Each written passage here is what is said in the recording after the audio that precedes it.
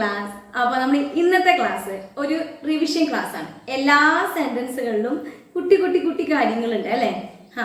എന്താണ് അതാണ് ഗ്രാമർ അല്ലേ?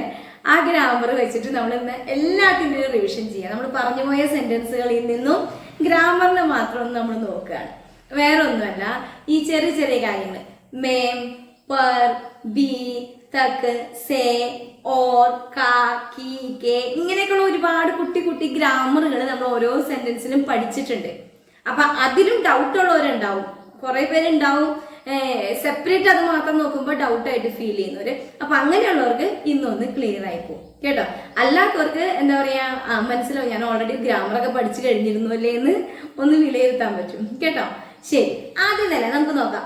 മേം. മേം എന്ന് പറയുന്നത് എന്താ? ഞാൻ എന്നുള്ള അർത്ഥത്തിലല്ല കേട്ടോ ഞാനിപ്പോ പറഞ്ഞേ. ഞാൻ എന്നുള്ള അർത്ഥം വരികയാണെങ്കിൽ രണ്ട് വരയും ഒരു കുത്തുവാണ് മായുടെ മേലെ. ഇത് ഗ്രാമറാണ്. മേം ഒരു വരയും കുത്തും. ഞാൻ ഇതൊക്കെ ചെറിയ ചെറിയ ക്ലാസ്സുകൾ ഇട്ടിട്ടുണ്ട് കേട്ടോ. അപ്പൊ ഒരു വരയും കുത്തും മായുടെ മേലെയുള്ള മേം. അതിനർത്ഥം എന്താണ്? എല്ലാവർക്കും അറിയാം, ഇൽ അല്ലെ? ഇൽ എന്നാണ്. ഇപ്പൊ ഞാൻ പറയാണ്, ഇപ്പൊ നമ്മളൊരു സെന്റൻസ് പഠിച്ചിട്ടുണ്ട്. ഞാൻ വീട്ടിലാണ്. ഒന്ന് പറഞ്ഞു നോക്കിയേ. ഞാൻ വീട്ടിലാണ്. മേം ഗർമേ ഹൂം. മേം ഗർമേ ഹൂം എന്ന് പറഞ്ഞു കഴിഞ്ഞാൽ ഞാൻ വീട്ടിലാണ്. സെന്റൻസ് നമ്മൾ പഠിച്ചിട്ടുണ്ട്. ഇതിന്റെ ഗ്രാമർ നമ്മൾ പഠിച്ചിട്ടില്ല. പക്ഷേ ഇതിൽ ഗ്രാമർ ഉണ്ടോ? ഉണ്ട്. മേം ഞാൻ, ഗർ വീട്, ഇതൊക്കെ നമ്മൾ അർത്ഥം പഠിക്കുമ്പോൾ കിട്ടും. പിന്നെ അവിടെ മേമാണെന്ന് യൂസ് ചെയ്യുന്നത് നമ്മൾ എങ്ങനെയാ പഠിച്ചേ? ഗ്രാമർ പഠിച്ചിട്ടാണോ? അല്ല, അത് ഓട്ടോമാറ്റിക്കലി വരുന്നതാണ്. സെന്റൻസിലൂടെ ആ ഗ്രാമർ കയറി വരികയല്ലേ. അപ്പൊ അതുകൊണ്ടാണ് ഞാൻ പറഞ്ഞത് ഗ്രാമറിന് വലിയ പ്രയോറിറ്റി ഒന്നും കൊടുക്കാതെയാണ് സ്പോക്കൺ നമുക്ക് പറ്റുന്നത്. മനസ്സിലായോ? സംസാരിക്കാനായിട്ട് ഗ്രാമർ ഓട്ടോമാറ്റിക്കലി അത് തള്ളി കയറി വന്നോളൂ. മനസ്സിലായോ? ശരി, അപ്പൊ മേം ഗർമേ ഹൂം എന്ന് പറയുമ്പോ ഞാൻ വീട്ടിലാണ്. അപ്പൊ ഇൽ എന്നുള്ള വാക്കിനാണ് നമ്മൾ മേം യൂസ് ചെയ്തത്. അതുപോലെ തന്നെ ഈ ഹൂം വെക്കുന്നത്, ഈ മേം വരുമ്പോ എപ്പോഴും നമ്മൾ പ്രസന്റിൽ എന്താ ലാസ്റ്റ് വെക്കുക? ഹൂം എന്നാണ്. അപ്പൊ അതും കൂടി നിങ്ങളൊന്ന് മനസ്സിൽ വെച്ചേക്കാം കേട്ടോ. ഓക്കെ, ഇനി അവൻ നാളിയിൽ വീണു. ഈ ചാലിൽ വീണു എന്ന് പറയില്ലേ? വോ നാളിമേ ഗിർഗയ അല്ലെങ്കിൽ ഗട്ടർമേ ഗിർഗയ. അപ്പൊ മേ ഇൽ എന്നാണ് അർത്ഥം പറഞ്ഞത്. ഇനി അതുപോലെ തന്നെ ഇതെന്റെ മനസ്സിലുണ്ട്. ഇതെന്റെ മനസ്സിലുണ്ട്. എന്റെ മനസ്സിലുണ്ട് നമ്മൾ പറയില്ലേ? ഞാൻ മറക്കില്ല, അതെന്റെ മനസ്സിലുണ്ട്. എങ്ങനെയാ? ഏ മേരെ മൻമേ ഹേ. മൻമേ, മൻ എന്ന് പറഞ്ഞാൽ മനസ്സ്. അപ്പൊ മനസ്സിലുണ്ട് ഇൽ. ഏ മേരെ മൻമേ ഹേ. അപ്പൊ ഇതാണ് മേ. ഓക്കെ, ഇനി അതുപോലെ തന്നെ പർ. പർ എന്നുള്ളതാണ് അടുത്ത വാക്ക്. ഈ പർ എന്നുള്ളതിന് എന്താ പറയുന്നത്? സിറ്റുവേഷൻ അനുസരിച്ച് നമുക്ക് രണ്ട് രീതിയിൽ ഉപയോഗിക്കാം. ഇപ്പൊ മേൽ, ഇൽ, ഈ മേം പറഞ്ഞ പോലെ തന്നെ ഇൽ, മേൽ എന്നുള്ള അർത്ഥത്തിൽ തന്നെ നമുക്ക് ഈ പർ ഉപയോഗിക്കാം. ഇപ്പൊ പറയാണ്, അവൻ വീട്ടിലില്ല. വോ ഗർ പർ നഹീ ഹേ. വോ ഗർ പർ നഹീ ഹേ എന്ന് പറഞ്ഞാൽ എന്താണ്? അവൻ വീട്ടിലില്ല. മനസ്സിലായോ? ഇനി അതുപോലെ തന്നെ ഞാൻ ആ സിനിമ ഇന്നലെ ടിവിയിൽ കണ്ടിരുന്നു. അതെങ്ങനെയാ പറയാ? ഞാൻ ആ സിനിമ ഇന്നലെ ടിവിയിൽ കണ്ടിരുന്നു. मैंने वो फिल्म कल टीवी पर देखी थी. മനസ്സിലായോ? ടിവി പർ. അപ്പോഴും അവിടെ എന്താ വന്നേ? പർ എന്ന് വന്നു. ഇനി എന്നിൽ വിശ്വസിക്കൂ. മുജ് പർ വിശ്വാസ് കരോ. മുജ് പർ വിശ്വാസ് കരോ എന്ന് പറഞ്ഞു കഴിഞ്ഞാൽ എന്നിൽ വിശ്വസിക്കൂ. അപ്പൊ പർ എന്ന് പറയുമ്പോൾ നമുക്ക് ഇൽ അല്ലെങ്കിൽ എന്റെ മേൽ വിശ്വസിക്കൂ. ആ മേൽ എന്നുള്ളൊരർത്ഥം നമുക്ക് ഇതിൽ വരുന്നുണ്ട്. മനസ്സിലായോ? പുസ്തക് ടേബിൾ പർ ഹേ. ടേബിൾ പർ ഹേ. പർ ടേബിളിന്റെ മേലെ ഉണ്ടെന്ന് പറയില്ലേ നമ്മൾ? പുസ്തകം, ബുക്ക്, അതാണ് കേട്ടോ. പുസ്തക് ടേബിൾ പർ ഹേ. അപ്പൊ ഈ പറയിന്റെ യൂസ് മനസ്സിലായോ? ഇതുപോലെ തന്നെ മറ്റൊരു അർത്ഥത്തിൽ ഇപ്പൊ നമ്മൾ മേൽ അല്ലെങ്കിൽ ഇൽ എന്ന് വെച്ചിട്ട് നമ്മൾ യൂസ് ചെയ്തു. പക്ഷേ എന്നുള്ളൊരു വാക്കിനും കൂടി പർ നമ്മൾ യൂസ് ചെയ്യും. ഓക്കെ, ഇപ്പൊ ഞാൻ പറയാണ്, ഞാൻ ഇന്നലെ ആ കടയിൽ പോയിരുന്നു. പക്ഷേ അത് ക്ലോസ് ആയിരുന്നു. അതെങ്ങനെയാ പറയാ? കൽ മേ വോ ദുകാൻ മേ ഗയി തി. ഗയാ ഥ. പർ. പർ മനസ്സിലായോ? പക്ഷേ ഞാൻ ഇന്നലെ ആ കടയിൽ പോയിരുന്നു. പക്ഷേ ഓ ബന്ത, അത് അടവായിരുന്നു, അത് ക്ലോസ് ആയിരുന്നു. മനസ്സിലായോ? അപ്പൊ പക്ഷേ എന്നുള്ള വാക്കിൽ എന്ത് വന്നു? പർ വന്നു. ഇനി അടുത്തൊരു സെന്റൻസ് എന്ത് വന്നോട്ടെ, എന്നാലും ഞാൻ നുണ പറയില്ല എന്ന് പറയില്ലേ, എന്ത് വന്നോട്ടെ. ഹാ കുച്ച് ബി ഹോനെ ദോ, കുച്ച് ബി ഹോനെ ദോ എന്ന് വെച്ചാൽ എന്ത് വന്നോട്ടെ. പർ എന്ന് പറഞ്ഞു കഴിഞ്ഞാൽ പക്ഷേ. മേ ജൂട്ട് നഹി ബോലൂങ്കി, നഹി ബോലൂങ്ക എന്ന് വെച്ച് കഴിഞ്ഞാൽ ഞാൻ നുണ പറയില്ല. കുച്ച് ബി ഹോനെ ദോ പർ മേ ജൂട്ട് നഹി ബോലൂങ്കി, എന്ത് വന്നോട്ടെ പക്ഷെ ഞാൻ നുണ പറയില്ല. അപ്പൊ ഇതാണ് പർ എന്ന വാക്കിന്റെ യൂസ്. മനസ്സിലായോ? ശരി, ഇനി നമുക്ക് ബി നോക്കാം. ബി എന്ന് പറഞ്ഞാൽ എന്താ അർത്ഥം? കൂടെ. ബി. ഓക്കെ, ശരി. മേ ബി ആ രഹാ ഹൂ, മേ ബി ആ രഹാ ഹൂ എന്താ അതിനർത്ഥം? മേ ബി ഞാനും കൂടെ, ഞാനും കൂടെ വരുന്നുണ്ട്, ഞാനും കൂടെ വരുന്നു എന്നുള്ള അർത്ഥമാണ് എന്ത് പറയുന്നത്? മേ ബി ആ രഹാ ഹൂ. അതാണ് ആ ബി അവിടെ വെച്ചത്. അതുപോലെ തന്നെ ഉസ്കോ ബി ബുലാവോ, ഉസ്കോ ബി ബുലാവോ എന്താണ്? അവനെയും കൂടെ വിളിക്കൂ, അല്ലെങ്കിൽ ഉൻകോ ബി ബുലാവോ അവനെയും കൂടി വിളിക്കൂ.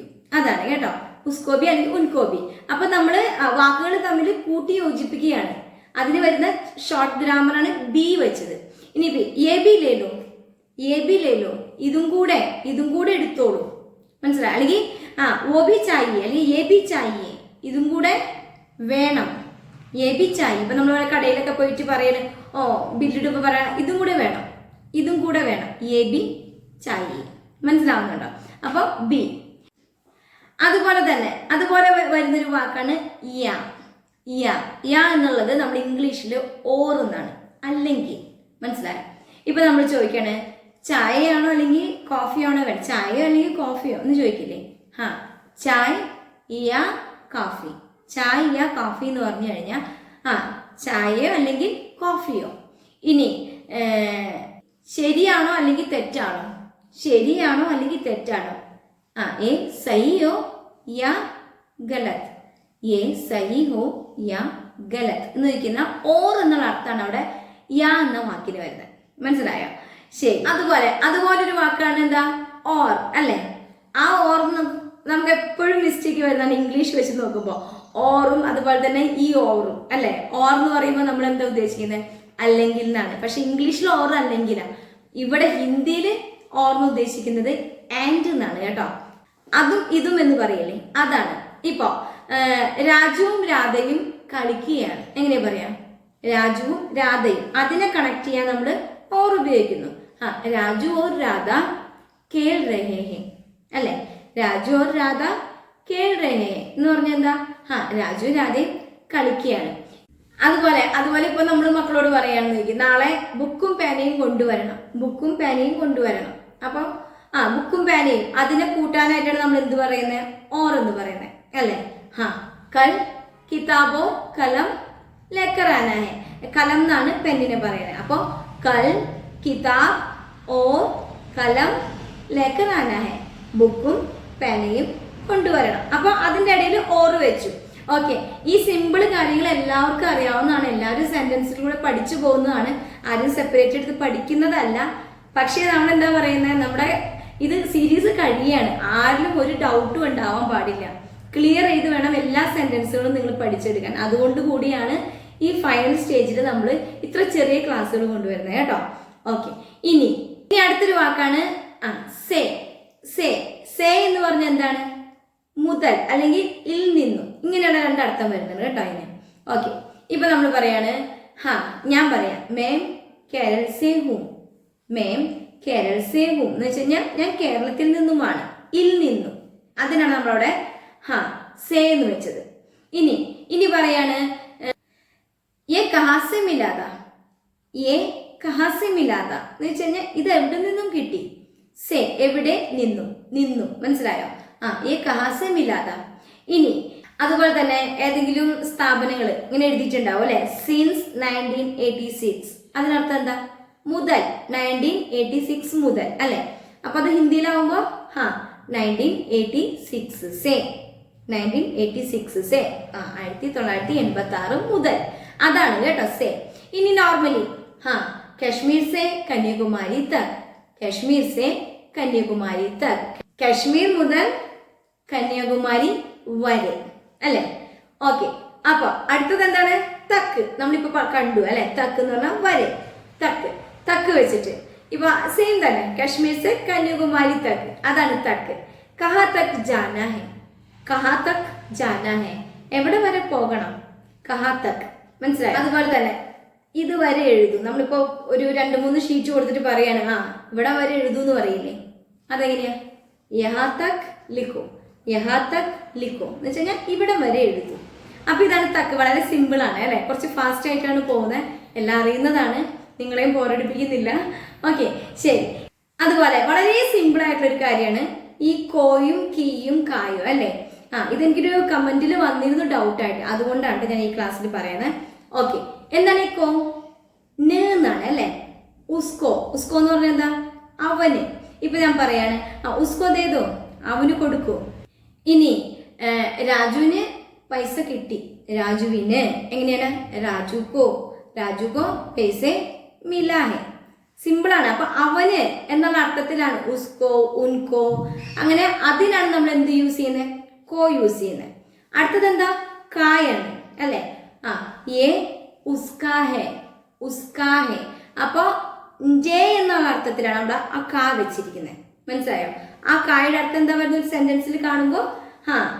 അവന്റെ, അവളുടെ, അതാണ് അതിനർത്ഥം. യേ ഉസ്കാ ഹെ, ഇത് അവന്റെയാണ്. ഇനി ഈ കായും കീയും ഉപയോഗിക്കുന്നത് എവിടെയാണ്? കായ് എന്നുള്ളത് അത് പുല്ലിംഗമാണെങ്കിൽ, കീ എന്നുള്ളത് സ്ത്രീലിംഗമാണെങ്കിൽ അത്ര ഡിഫറൻസ് ഉള്ളൂ കേട്ടോ.